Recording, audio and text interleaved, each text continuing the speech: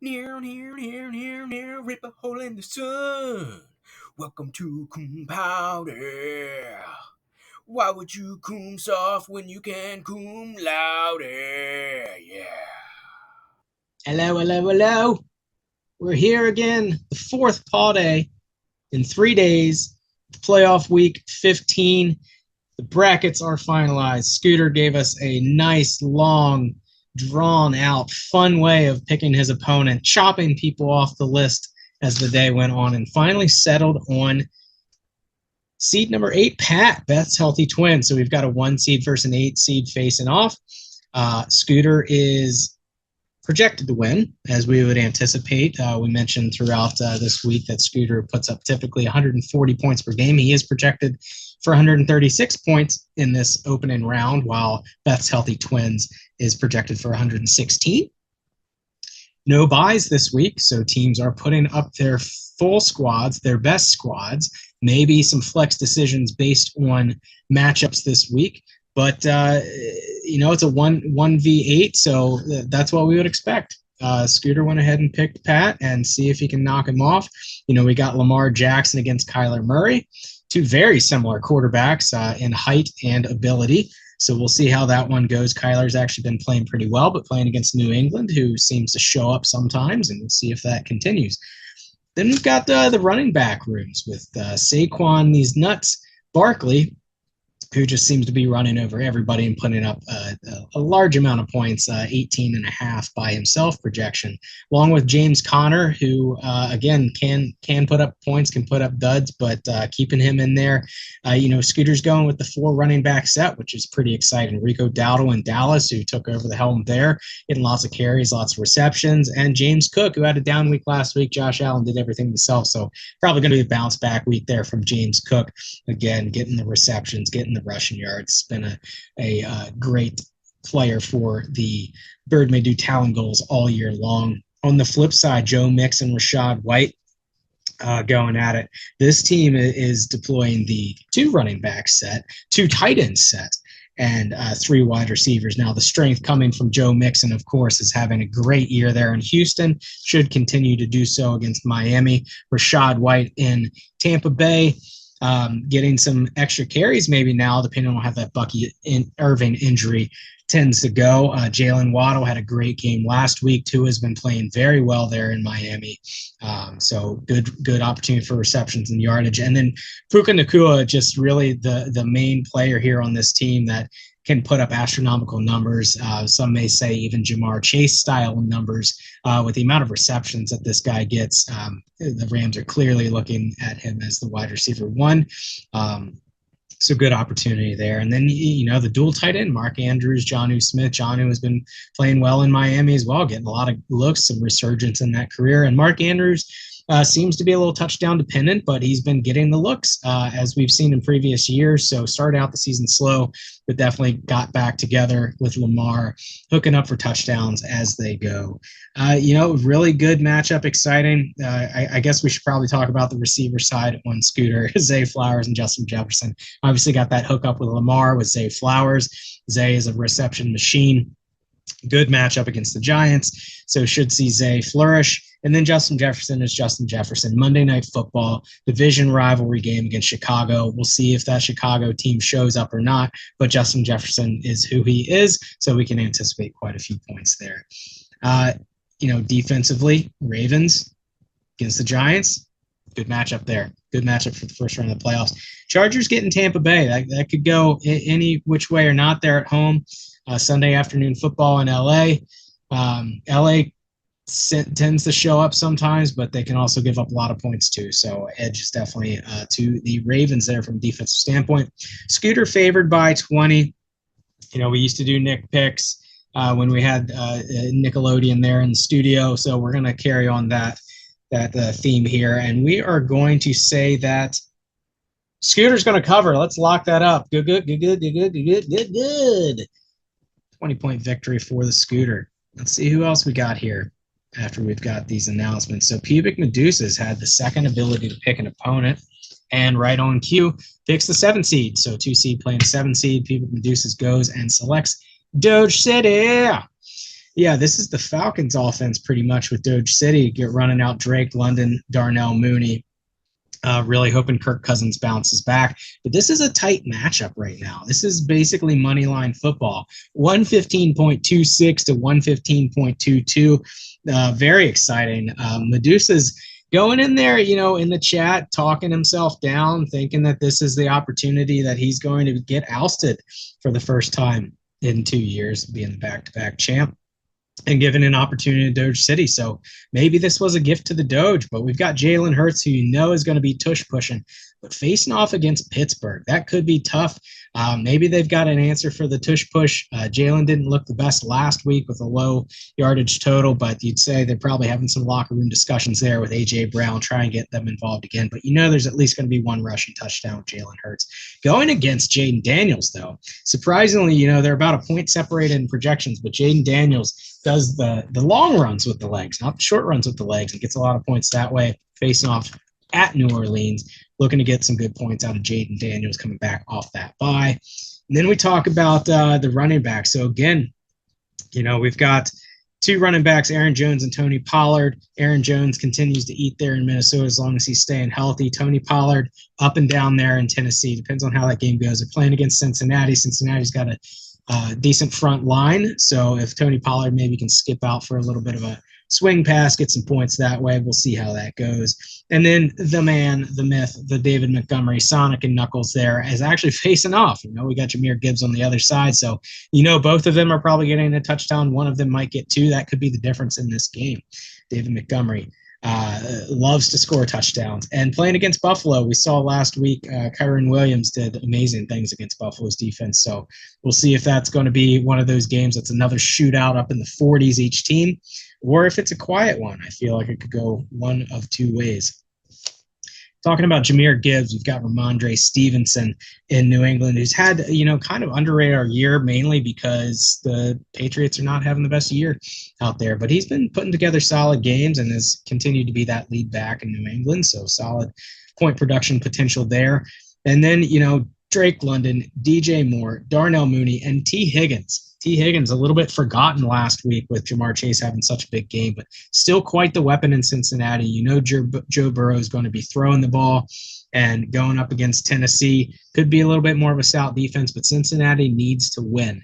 So when they need to win, they're going to put that on Joe Burrow's shoulders, throw the ball quite a bit, and hopefully get T. Higgins some balls. He loves balls.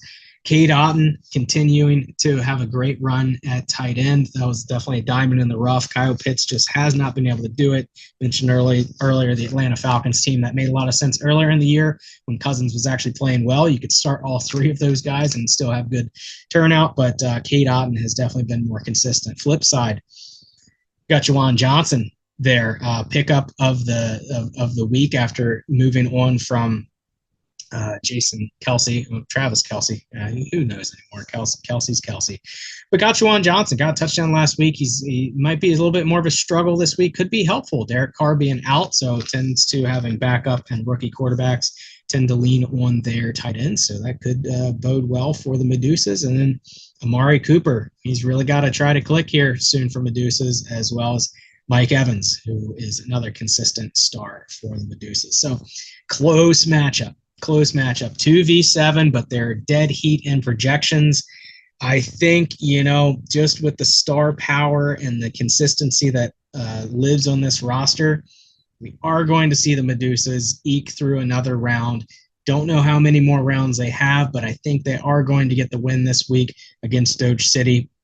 Doge has the potential on his team to put up the big points. We've seen it before. Some of the question marks, though, are going to be the quarterbacks throwing the ball to some of these receivers. Can Kirk Cousins bounce back? And can Caleb Williams continue to play pretty well? Caleb's been playing pretty well here, but getting DJ more involved there. So we get the Pubic Medusas with the money line victory. Ciao. Next matchup we've got, excited for this one, is the Cum Sale against Poons over Miami. Cum Sale had the third choice, being the third team. They got to pick their opponent, and they decided to go off script, first one to do that, and select the number 4 overall team in Ham Nations, Ham Fist over the Moon Hammies. So we've got a 3 seed versus a 4 seed right now. As the lineups stand, there could be some tweakage to happen as we see injury reports and the like. But the Cum sale is a dog, 4 point dog there, 124 to 120. Hamfist is favored. Josh Allen putting up 50 points last week. Can that happen again? They're playing at Detroit. It's going to be a hostile environment. You know that Dan Campbell's going to be game planning for Josh Allen. Josh Allen might leave in a body bag if he even makes it onto the field, knowing how Detroit likes to play ball out there.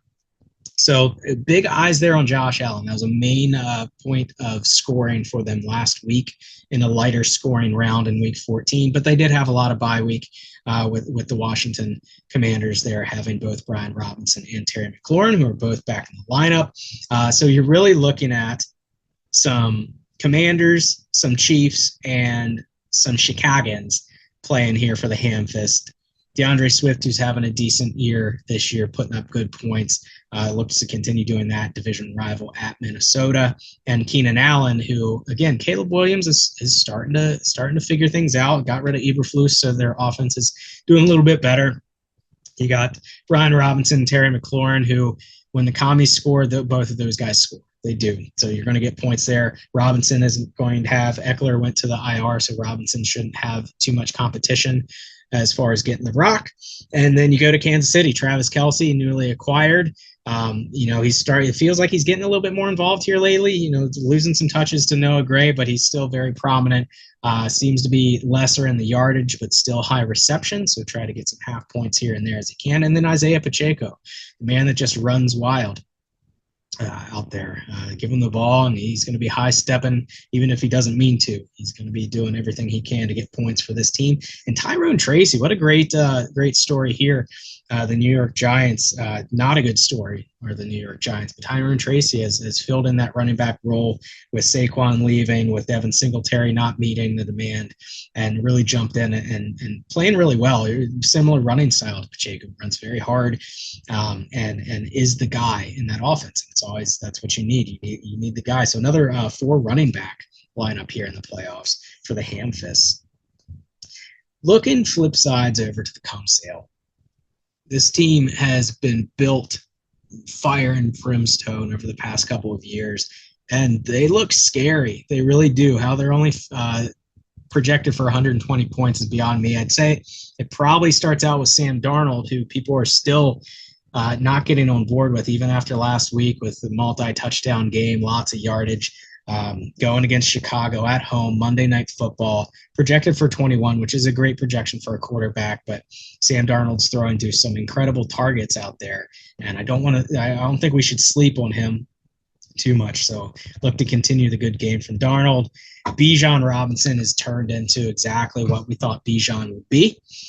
Catching the ball, running the ball, getting all the touches. He is the focal point of that offense. He should continue to drive and get good points there. Playing against Vegas, who hasn't been able to do too much of anything. Bijan looking great. Filling in for injured Jonathan Brooks, who didn't really get off the ground. Nick Chubb. You never rule out Nick Chubb. That man is a monster.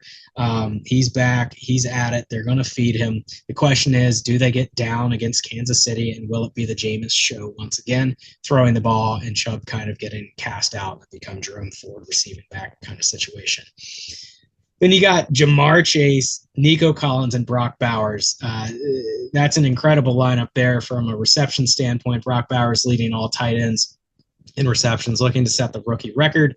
Has been playing incredible even in that Las Vegas offense. And then Jamar Chase, is going to get a lot of points. Nico Collins is finally back after the injuries and should continue to shine in that offense. Looking for a good appearance from Collins. And then Xavier Worthy, he's a solid wide receiver. He's fast as hell, but Kansas City is feast or famine. You don't know which guy's going to pop off.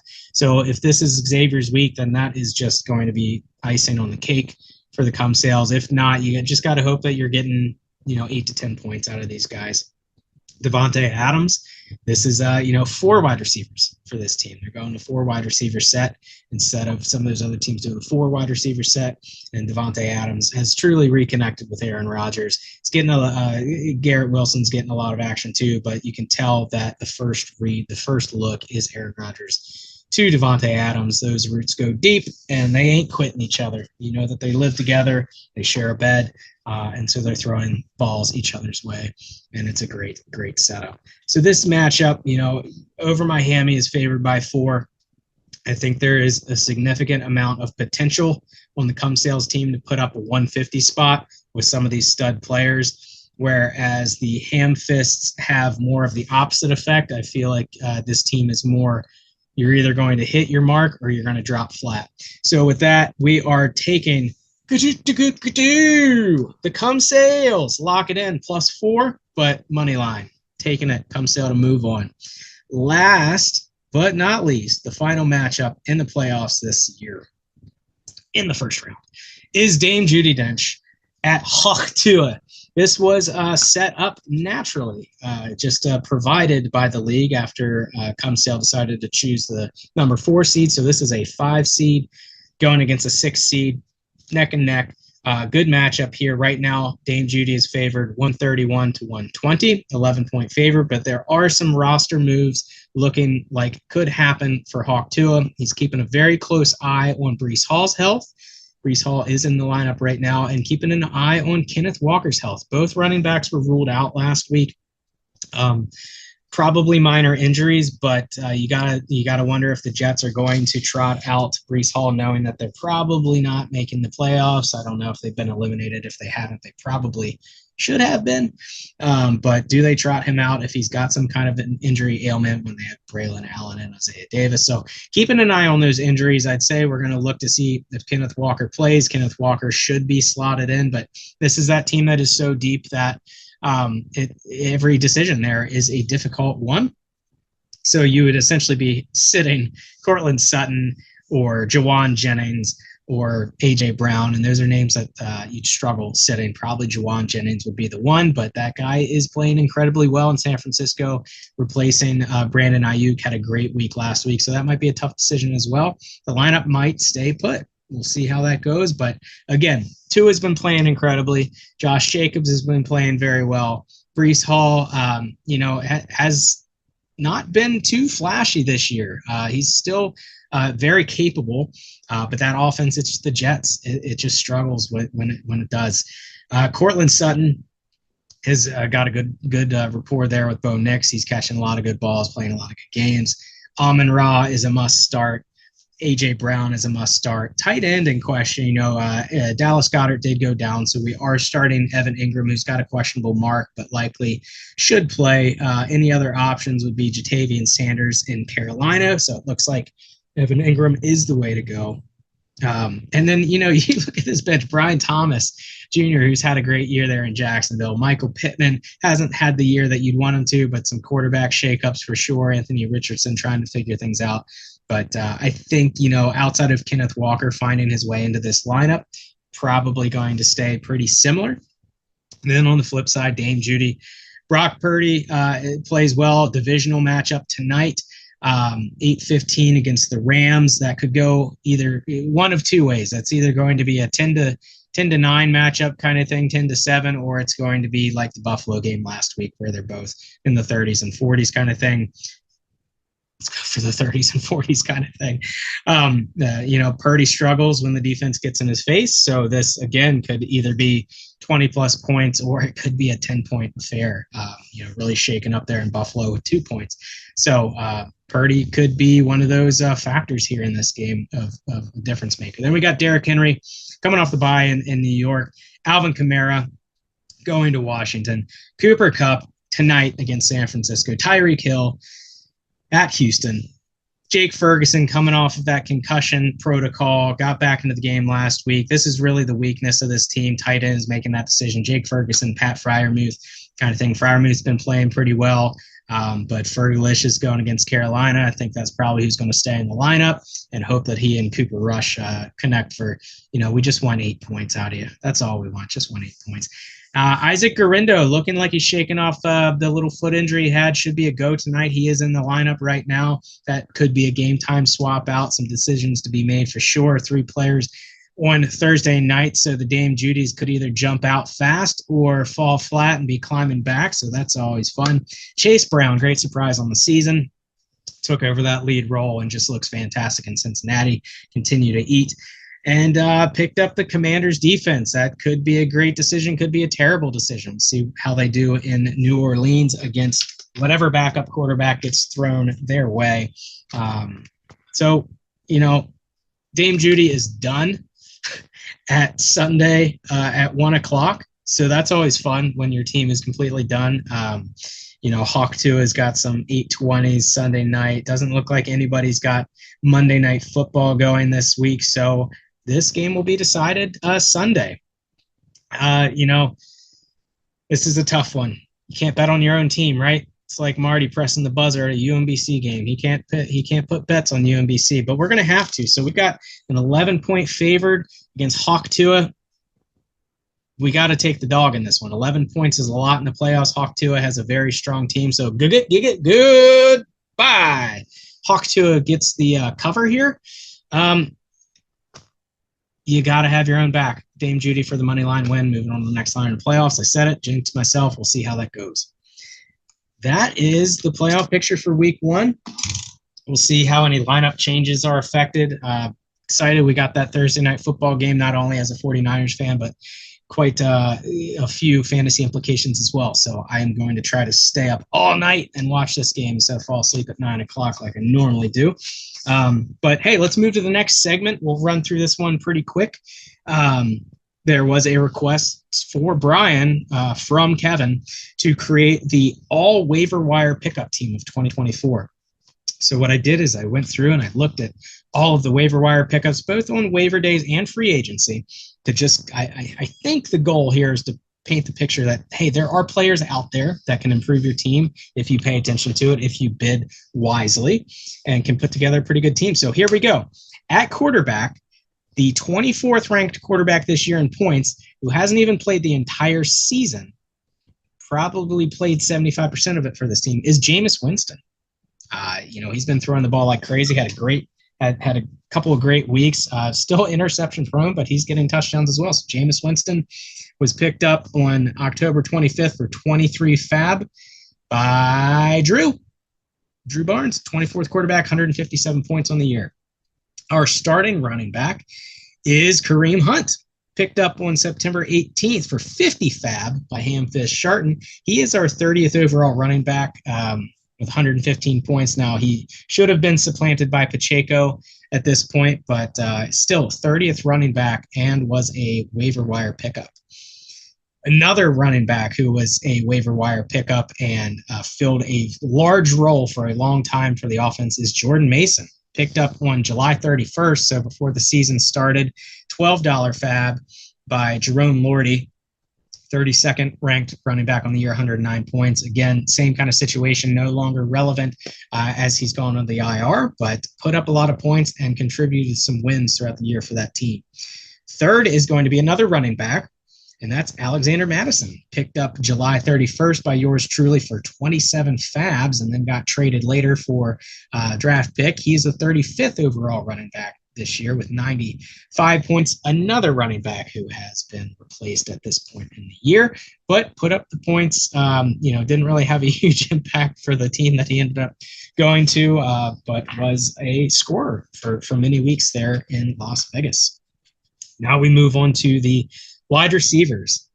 Picked up September 18th as a free agent by Tommy Barnes was Juwan Jennings from San Francisco. Following Brandon Ayuk injuries, Juwan Jennings is our 18th ranked wide receiver. So he's definitely the top free agent pickup of the year. Actually, there's one more that's a little bit better, but 141 points on the year so far. So Juwan was a fantastic free agent pickup. He's going to be our wide receiver 1. Second on the list, Westbrook Akine, Scottish apparently, is for the Tennessee Titans, picked up October 30th by All Hail ESPN, the 48th ranked wide receiver, 96 points on the year. And our wide receiver 3 in that flex spot is going to be Alan Lazard of the New York Jets. He had some time off this year due to injury. He was picked up September 11th. Never forget, $4 fab by Jerome Lordy, 57th wide receiver, and 88.5 points on the year. Getting a little bit weaker here, but I think this team is still pretty strong, maybe stronger than some of the teams in our league today. To move on to our tight end. Our tight end pickup of the year for $5 fab, picked up August 7th by the Scooter, Zach Ertz. Zach Ertz, 10th tight end. So that's a fab pickup that is actually in the top 14. Fantastic there. Pickup by Scooter. Was a backup for a while, but played him quite often because he was getting really good looks and scoring well for the Commanders. This season, his career is not over. 104 points on the year for Zach Ertz. Now for our number one pickup. This player has put up more points than any of the people we've talked about before. 167 points on the year. He was picked up as a free agent on September 12th. Great day. National Fermi Day. By Brian. And that is Chris Boswell. Kicker for the Pittsburgh Steelers. 167 points. Number one ranked kicker overall. Brian picked him up in free agency, and golly, has that guy scored for them Steelers, and is going to continue to score. Finally, last but not least, is our defense and special teams. May they rest in peace next year as we say goodbye to them and cast them off to Valhalla. Picked up for $20 fab on October 2nd by Hammy Hamfist is the Denver Broncos defense. They are the second-ranked defense overall, 135 total points being scored this year so far. Defense number two. Not a surprise for a defense because there's a lot of streaming that goes on with defense, looking for matchups. But Denver is the two overall. They've scored well against many, many teams. And being number two is a big deal. So that's a great midseason pickup there in October. And that's our team. Jameis Winston, Kareem Hunt, Jordan Mason, Alexander Madison, Juwan Jennings, Akina Westbrook Akina, Alan Lazard, Zach Ertz, Chris Boswell, and the Denver Broncos. That team could definitely beat John's Bussy. I'll tell you that. That team right there will definitely beat them. Maybe not this week with Mason and Madison struggling, but not getting the flame anymore. But pretty cool. Great. Hey, we like hearing content requests from our viewers, so keep it coming. We'll try and crunch some numbers, crunch some data, and get that out to y'all. Very excited for tonight, Thursday night football. Let's go Niners. Say goodnight, Fermi. Good night, Fermi. Thank you for listening to the official podcast of the Public Honors College Fantasy Football League. Coom quickly, coom often, and coom loud.